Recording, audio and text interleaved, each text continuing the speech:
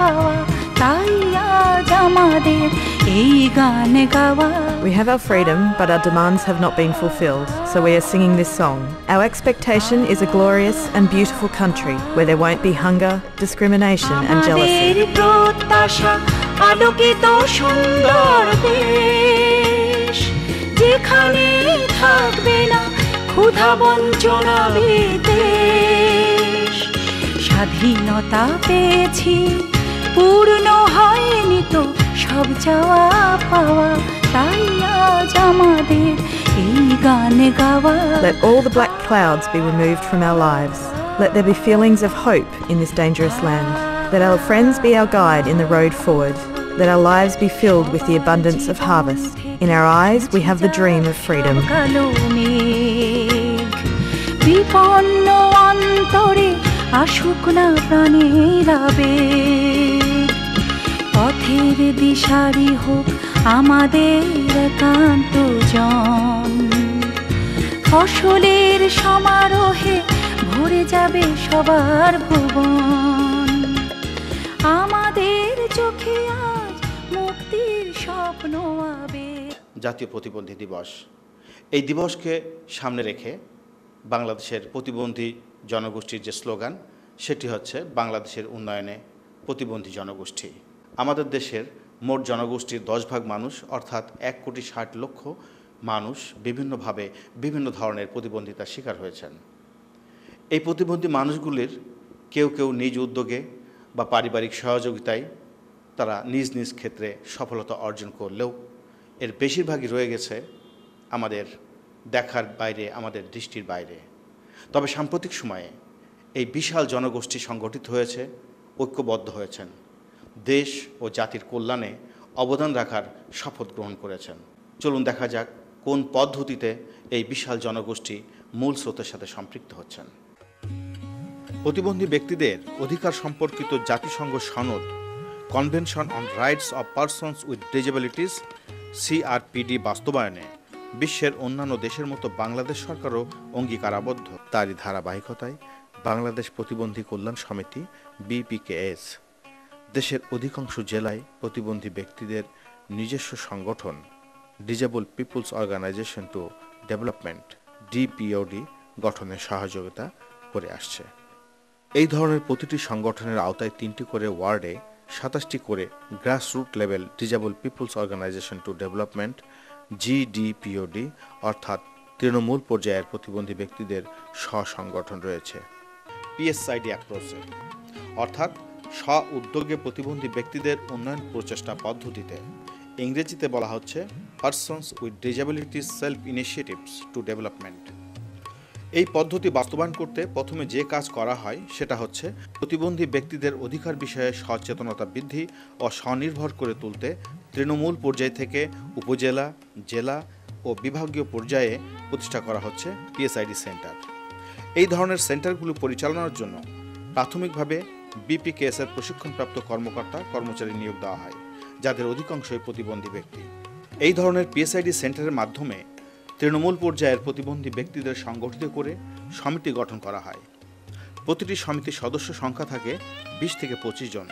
এই সমিতিগুলোকে বলা হচ্ছে grassroot disable peoples organisation to development বা GDPOD। GDPODগুলো PSIDর সহায়তায় নির্বাচিত প্রতিনিধি দ্বারা পরিচালিত হয়।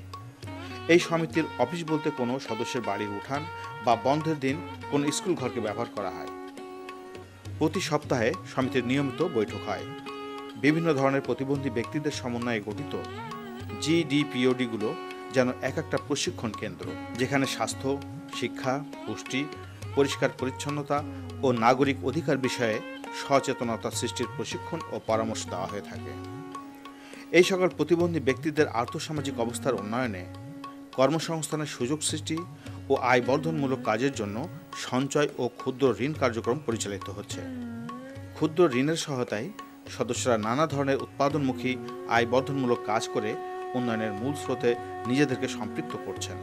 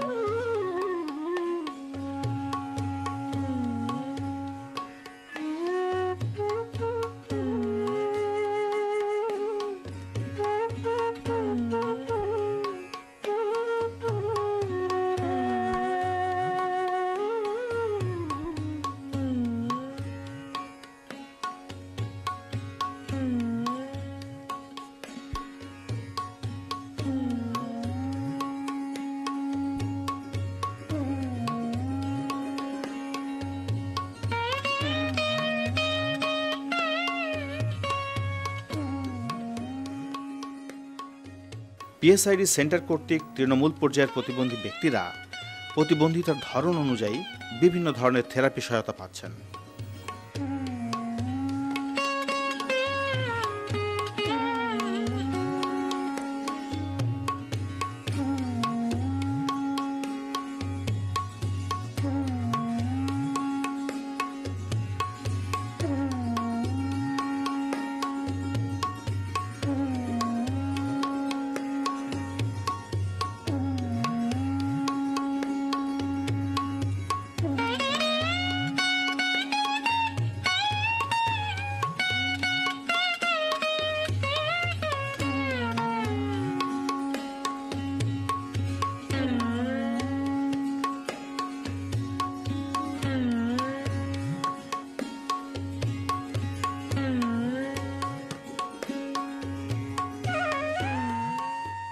বাক ও শ্রবণ প্রতিবন্ধী এই সুদর্শন ব্যক্তি এনামুল হক একজন দক্ষ কারিগর, কাজ করেন বিপিকেএস এর ওয়ার্কশপে। বিপিকেএস এর নিজস্ব ওয়ার্কশপে প্রতিবন্ধীদের জন্য বিভিন্ন সহায়ক উপকরণ তৈরি করা হয়। এই ওয়ার্কশপের অধিকাংশ কর্মী প্রতিবন্ধী, কিন্তু সহায়ক উপকরণ তৈরিতে তারা অত্যন্ত দক্ষ, আর সবাইকে ছাড়িয়ে গেছে এনামুলের দক্ষতা। আমি একজন বাক ও শ্রবণ প্রতিবন্ধী, কিন্তু আমি এই প্রতিবন্ধিতাকে কোনো সমস্যা মনে হয়ে নিজের দক্ষতা বাড়িয়ে কাজ করে জীবনে প্রতিষ্ঠিত হতে পারে, এটাই আমি চাই। চলেছে একজন নারী, এই নারীর নাম কানেস ফাতেমা শিল্পী।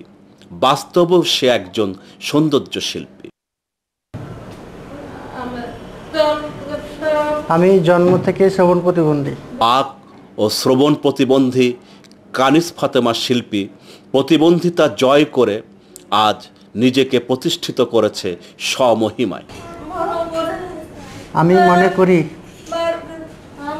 নিজের ইচ্ছা শক্তি থাকলে প্রতিবন্ধিতা জয় করা যায় নিজের কাজ দিয়ে।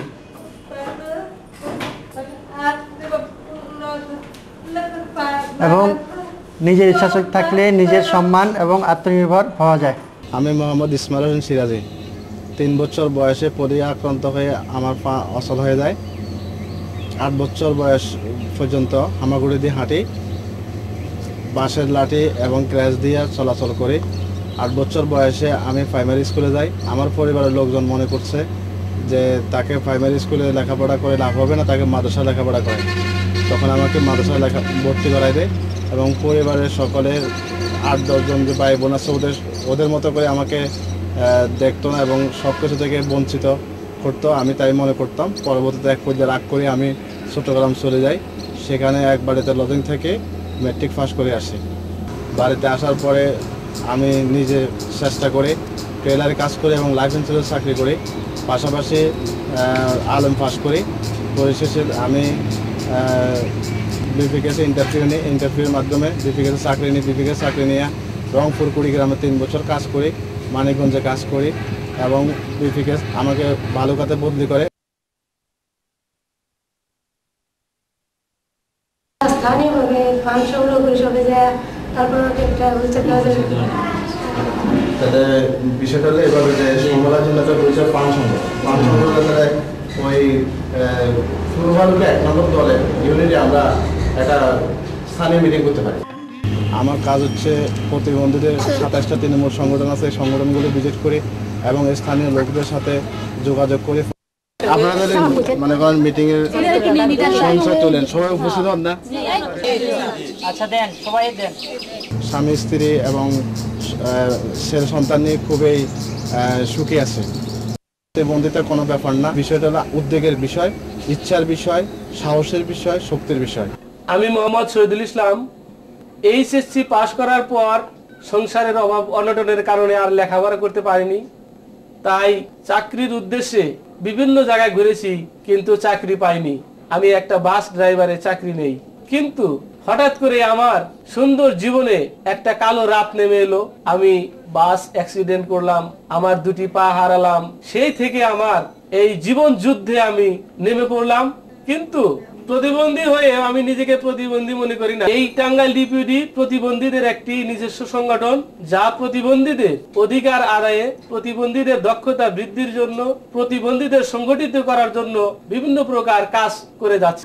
পারিবারিক দিক থেকেও আমি একজন সুখী মানুষ। আমার একটি ছেলে, একটি মেয়ে, স্ত্রীকে নিয়ে আমি ভালোভাবেই সংসার দিনাতিপাত করছি। আমার স্ত্রী খুব ভালো মনের মানুষ, আমার মনের কথা সে বোঝে, তাই আমি নিজের প্রতিবন্ধিতার কথাই ভুলে যাই। আমি খালিদুল ইসলাম চৌধুরী। আমি দৃষ্টি প্রতিবন্ধী হিসেবে জন্মগ্রহণ করি। লেখাপড়ার জন্য দৃষ্টি প্রতিবন্ধীদের কোনো ব্যবস্থাই ছিল না তৎকালীন পূর্ব পাকিস্তানে। তো আমার পিতা আমাকে করাচি পাঠিয়েছিলেন, সেখানে কিছু ব্যবস্থা ছিল। আমি সেখান থেকে 2 বছর লেখাপড়া করে তারপরে এখানে এসে 1966 ইংরেজিতে প্রাইভেট অ্যাপিয়ার হয়ে এসএসসি পাস করলাম। 75 গিয়ে আমি MA পলিটিক্যাল সায়েন্সে MA পাস করি। তারপরে LLB 77, তারপরে 6 মাস ট্রেনিং নিয়ে বারের সনদ নিয়ে চিটাগাং বারে অ্যাডভোকেট হিসেবে জয়েন করি। সংগ্রাম আমাকে চালিয়ে যেতে হচ্ছে, কেননা একেবারেই সব কিছু পরিস্থিতি ছিল প্রতিকূলতা।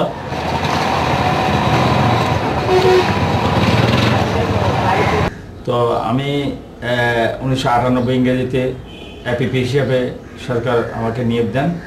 2000 সালে আমি সুপ্রিম কোর্ট বারের মেম্বারশিপ পরীক্ষা দিয়ে পাস করে ওখানে সুপ্রিম কোর্ট বারের মেম্বার হই। তারপরে ঢাকা বারের মেম্বার হই। তো চিটাগাংয়ে APP হিসেবে আমি যে দায়িত্বটুকু আমি পালন করতে পারবো না অনেকে মনে করছে, কিন্তু সেটা আমি সাকসেসফুলি পালন করতে পেরেছি। হ্যাঁ, সাংসারিক জীবন আমার একটি ছেলে, 2টি মেয়ে, তারা লেখাপড়া করতেছে। তো স্ত্রীর দিক দিয়ে আমার খুবই আমি ভাগ্যবান। সে নিয়ে আমাকে কোনো রকমের প্রতিবন্ধী হিসেবে কোনো রকমের বৈষম্য বা পার্থক্য করতে আমার দেখিনি। আমাকে সমানভাবে এবং খুব ভালোভাবেই সহযোগিতা করে যাচ্ছেন এবং সাংসারিক জীবন আমার সুখের সংসারই মনে করি। বাংলাদেশের অর্থনীতির মূল ভিত্তি হচ্ছে কৃষিকাজ। কৃষিকাজের সাথে এদেশের প্রায় ৭৭% মানুষ প্রত্যক্ষ ও পরোক্ষভাবে জড়িত। সঙ্গত কারণেই দেশের শতকরা 10% প্রতিবন্ধী মানুষের বড় একটি অংশ কৃষিকাজের সাথে সম্পৃক্ত হয়ে খাদ্য উৎপাদনে অবদান রেখে যাচ্ছেন। এমনই একজন মোহাম্মদ হাফিজুল ইসলাম অত্যন্ত আত্মবিশ্বাসের সাথে কৃষিকাজ করে নিজের পরিবার ও দেশের জন্য খাদ্য উৎপাদনে কাজ করে যাচ্ছেন। আমার নাম মোহাম্মদ হাফিজুল ইসলাম। আমি একজন শারীরিক প্রতিবন্ধী। আমি প্রতিবন্ধী হয়েও আমি নিজেকে প্রতিবন্ধী মনে করি না। আমি কৃষিকাজ এবং দোকান আমি সবই করতে পারি এবং করি। এই যে দেখতেছেন আমার বেগুন ক্ষেত আছে, এই শাকসবজি, এগুলি সবই আমি করি, নিজেই করি।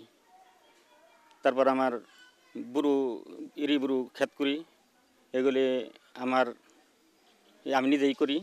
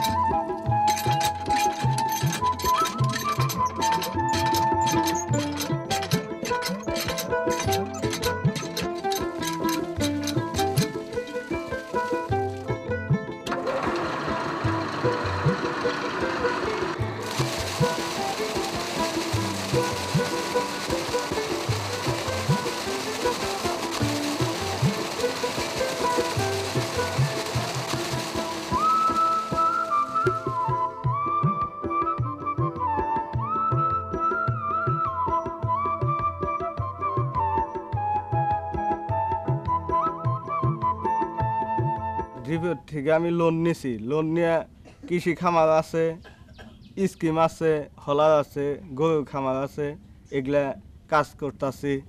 আমার কাজে কর্মে আমার বউ যেটা বলি সেটাই বলে। আমার সহযোগিতা করে কাজে, সবসময় আমার খাওয়াই দিতেছে, গোসল করে আসতেছি, কাপড় পরে দিতেছে, আমার বাচ্চার কাজ করে, সংসারের কাজ করে, গরু আছে সেগুলার কাজ করে, সব কিছু নিয়ে আমরা ভালোভাবে চলছি।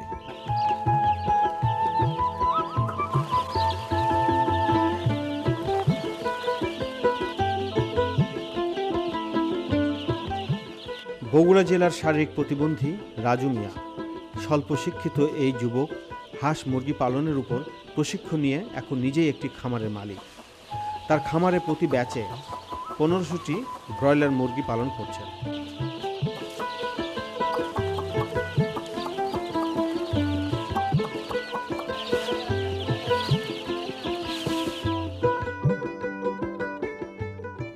ফুলবাড়ী উপজেলার কয়েকজন প্রতিবন্ধী ব্যক্তি মিলে কুড়িগ্রাম ডিপিওডির সহযোগিতায় গড়ে তুলেছেন এই গরুর খামারটি।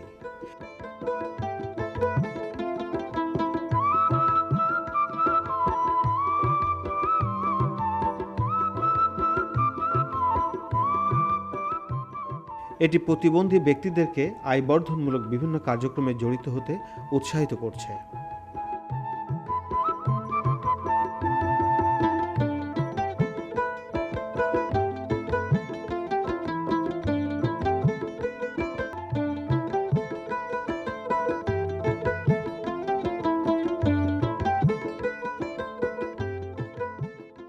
National alliance of disable peoples organisation অর্থাৎ ন্যাটপো তাই এবারের প্রতিবন্ধী ব্যক্তিদের জাতীয় মহাসমাবেশ 2010-এর প্রতিপাদ্য বিষয় ছিল বাংলাদেশের উন্নয়নে প্রতিবন্ধী জনগোষ্ঠী।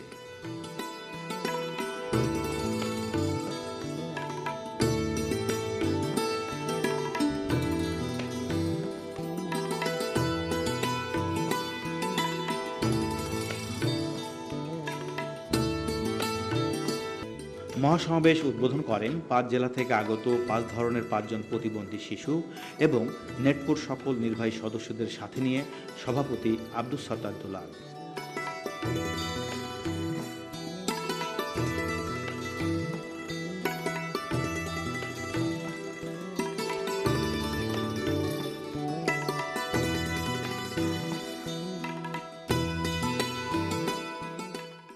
প্রতিবন্ধী ব্যক্তিদের স্ব-সংগঠনের অংশগ্রহণ ও সম্পৃক্ততায় যোগ উপযোগী এবং বাস্তবায়ন নিশ্চিত করা হোক।